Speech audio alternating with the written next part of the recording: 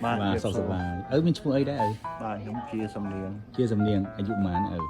chặt sập năm ấy chặt chẳng cho sao là bạn tăng bị năm nào mà chặt sập vùng buồn cho chân buồn bà chặt sân đây là khâu này giấy và phần tay ở nhầm trôi đi quát ban chặt thọt hay cái không năm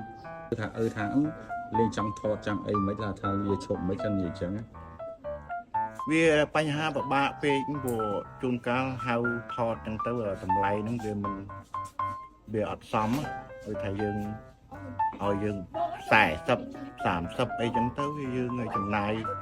ធ្វើដំណើរតាំងពីខេត្តបាត់ដំបងមកចាក់សាំងខ្លួនឯងសម្រាប់ផ្ទះសំណាក់ទៀតអីទៀតអញ្ចឹងវាអត់សមាមាត្រគ្នាបានថាមើលទៅបែបបញ្ចប់អាជីពត្រឹមហ្នឹងហើយមួយខែ80,000ហ្នឹងជារត់ទៅពីអ្នកតែឮថាពេលថតហើយពេលខ្លះបាក់លុយកាក់ទៀតយ៉ាងម៉េចហ្នឹងហើយមានផលិតករមួយចំនួនគាត់ពិបាកមែនខ្ញុំទទួលស្គាល់ថាប៉ុន្តែក៏មានគេអ្នកល្អប៉ុន្តែភាគច្រើនហ្នឹងគឺថាល្អច្រើនណាស់ពីដំបងស្រួលដល់មើលបែបយូរទៅកាន់តែយូរទៅពិបាកដល់យើងគិតមើលថាយើងធ្វើជាផលិតករផលិតកុនផលិតអីហើយវាអត់លុយដែរធ្វើអីព្រោះហ្នឹងវាមិនមែនជួយលើកតម្កើងសិល្បៈខ្មែរអាហ្នឹងវាជួយជន់ផលិតសិល្បៈខ្មែរទៅតាមមានសំណូមពរអីចុងក្រោយដល់ឲ្យប្រជាពលរដ្ឋនិងជាម្ចាស់ផលិតកម្មឲ្យធ្វើម៉េចឲ្យដើម្បីតារាចាស់យើងមានការងារធ្វើបានតម្លៃបានកាន់តែថ្លៃតិចឲ្យហ្នឹងហើយបានសមរម្យតិចហ្នឹងពិបាកសំណូមពរដែរព្រោះផលិតករភាគច្រើនគេចូលចិត្តរកទទួលណាតម្លៃថោកណា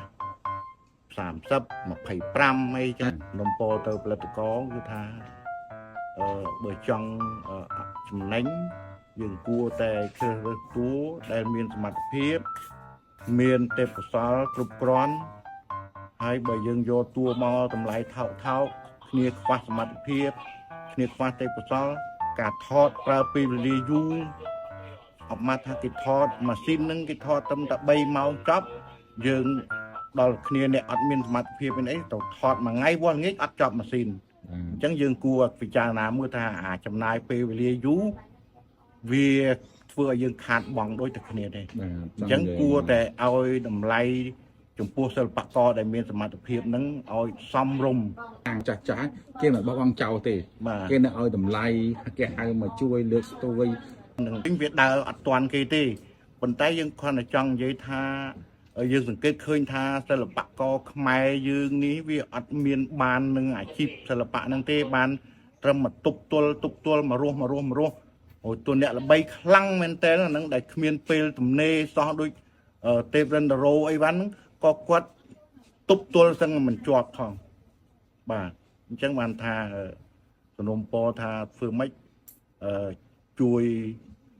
បង្កើនតម្លៃឈ្នួលឲ្យសិល្បកររៀងបានធូរស្រាលបន្តិចទៅឲ្យគ្នាចេះតែមានដង្ហើមជាមួយនឹងយើងឲ្យខំប្រឹងផលិត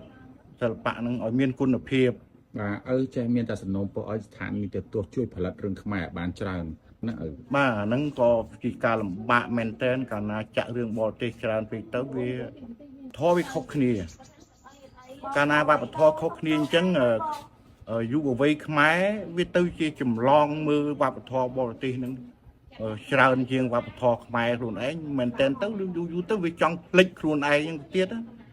សូម្បីតែការស្លៀកពាក់ការទុកសក់កាយអីទាំងអស់ហ្នឹងវាទៅជាចង់ភ្លេចអត្តសញ្ញាណជាតិខ្លួនឯងហ្នឹងដោយសារតែវប្បធម៌បរទេសចូលច្រើនពេកអញ្ចឹងក៏ខ្ញុំសនុំពរឲ្យស្ថានីយទូទស្សន៍ខ្មែរទាំងអស់ហ្នឹងមេត្តាគួរតែផលិតរឿងខ្មែរហ្នឹងដើម្បីចាក់ផ្សាយឲ្យបានច្រើនជាងរឿងបរទេសហើយរោងភាពយន្តក៏ដូចគ្នាក៏គួរតែ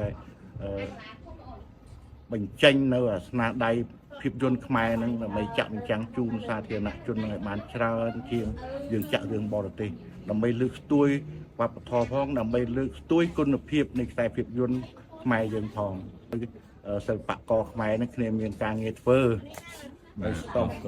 សពថ្ងៃហ្នឹងវាដេកខ្ងាពោះហើយមួយឆ្នាំមិនថតបាន3ថ្ងៃអីបាទតែថ្ងៃនេះមកថតឲ្យបណ្ណាគេឲ្យផលិតកម្មអីផលិតកម្មបារមីបារមីថត MV ឲ្យ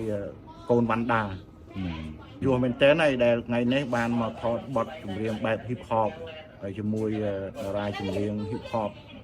កូនបានដាដែលកំពុងតែល្បីល្បាញអរគុណច្រើនទស្សនិកជន